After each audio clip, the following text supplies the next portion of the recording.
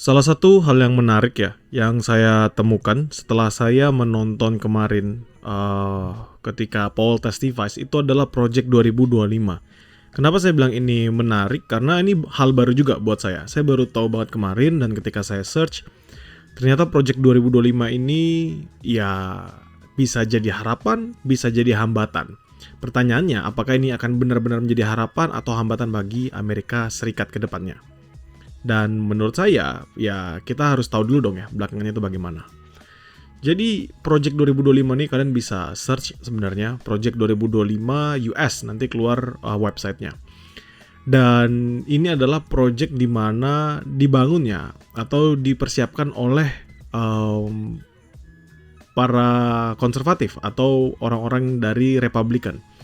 Teman-teman bisa perhatikan di sini tujuannya mereka.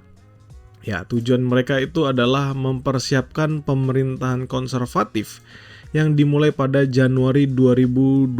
Artinya mereka yakin jika Republik ya ini akan mengalami kemenangan ya. Mereka akan menang dalam pemilihan presiden, which is kita bisa ngelihat Trump kembali menjadi presiden.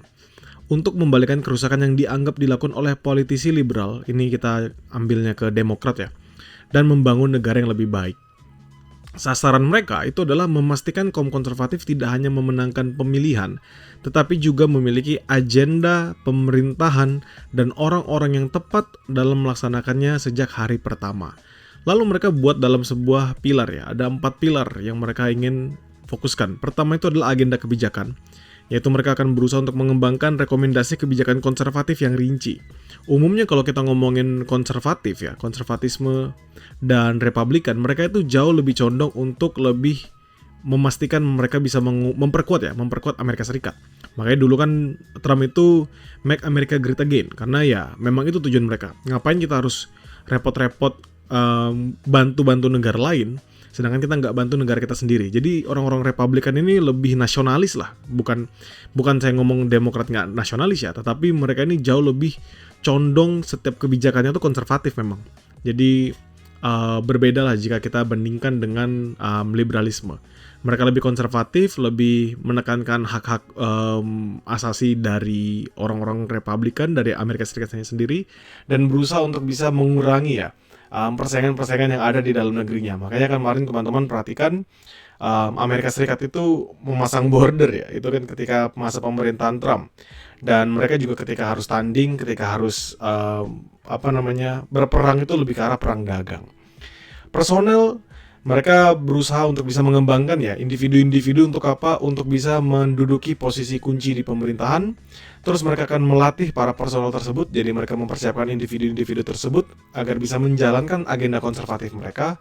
Dan ya seperti biasa 180 hari ini kan salah satu pertanyaan yang paling sering ditanyakan ketika presiden terpilih di Amerika Serikat itu mulai menyampaikan pidato. Biasa ditanya, apa rencana Anda itu 180 hari pertama? Ya kadang dijelaskan pokoknya saya akan selesaikan ini dan ini. Pasti akan ada rencana 180 harinya. Dan yang paling menarik yang saya juga dapatkan setelah saya mempelajari semuanya, itu adalah ketika pertanyaan ini disampaikan ke Powell. Tahu nggak bahwa Powell itu sebenarnya belum tahu Project 2025? Ya dia nggak tahu apa itu Project 2025, nggak aware lah. Dan dijelaskan bahwa Project 2025 ini selain punya tujuan yang ini, sasarannya ini dengan 4 pilar yang ada, mereka juga ingin menghilangkan yang namanya dual mandate. Ini adalah mandat spesial bagi Federal Reserve ketika mereka ingin menetapkan sebuah kebijakan moneter maupun fiskal.